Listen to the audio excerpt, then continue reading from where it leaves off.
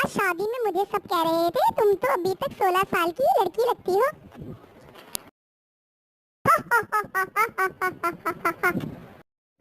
आप क्यों हंसने लगे? ओह, हंसना नहीं था क्या? मैं समझा तुम जोक सुना रही हो।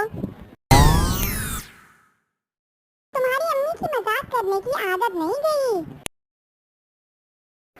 क्यों, क्या हुआ? आज मुझसे पूछ रही थी मेरी बेटी से शादी करके तुम खुश तो हो ना?